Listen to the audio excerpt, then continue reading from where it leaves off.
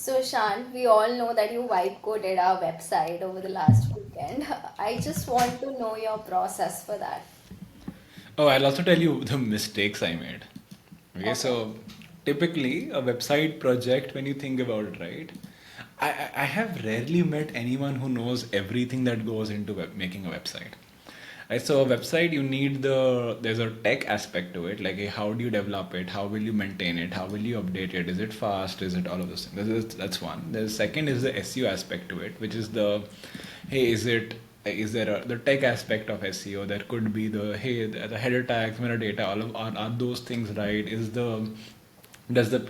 every page optimized for a keyword? Are those things right? So the second part. The third is the programs aspect of it, which is like, hey, do you need any pages for ads? Do you need any pages for any ad landing pages? Do you have a partnership program that's going on? Do you have an event that's going on? There's a lot of these programs you do, then the pages for that. Specifically, I'm just grouping all of them into programs.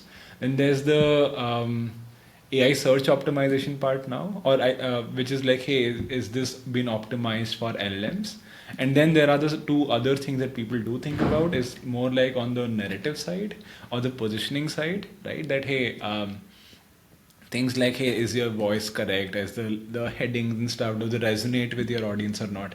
So that's the narrative side. And then finally is every page optimized for the right people, and then will they purchase if they see it? That's on the narrative side. And then finally the last one is the design side, right? Yeah. The design side is like more on the brand identity guidelines, all of those. Now I attempted to do all of this over the weekend, which is a dumb idea to say Yeah. the least, right? Yeah.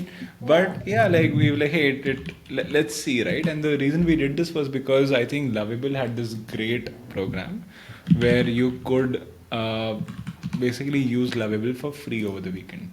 So the current website that we have, right, it had issues across all of these because we had built that again over an evening, not even a weekend this time, but over an evening. Some of us had just like written some copy, quickly figured out the designs, made it live. So that was what the current website looks like. Now the new website I made, right, I think I took care of most of these things, right? From a SEO perspective, I knew that hey, you know what, this is like, hey, this could be built. I didn't really care about how well it's optimized because again, we or how easy is it to make changes to later on, because it's a temporary website before we actually did the brand identity guidelines all of this later and rebuild it. So I didn't really care about being able to maintain it, so I sort of skipped over that.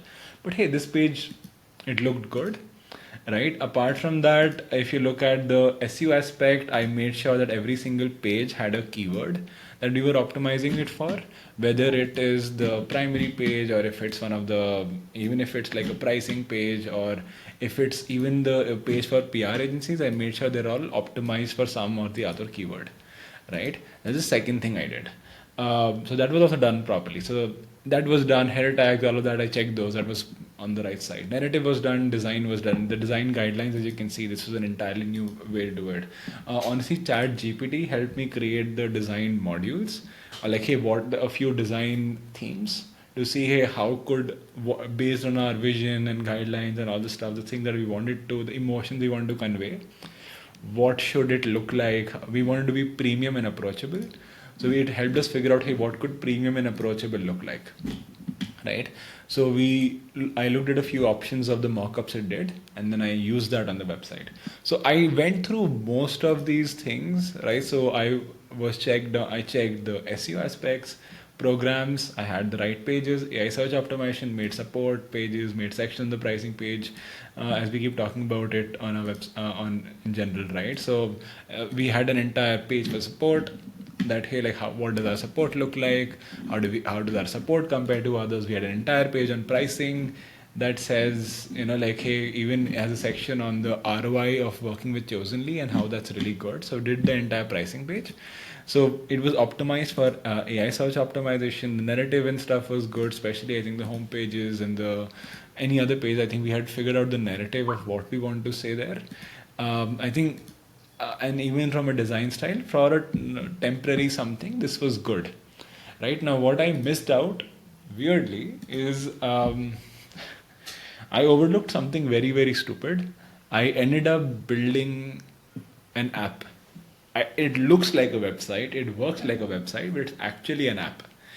And where it failed was an app. So see, like for a human, it's not a problem. There's a few things that work different from a website, but then LMs cannot really crawl it. It's going to cause some crawlability issues even on for SEO. And as an AI search automation company, we cannot have make a website live that cannot be crawled by ChatGPT and other LLMs. So yeah, we are going to scrap it completely. Uh, Now the team is picking up where my Slack.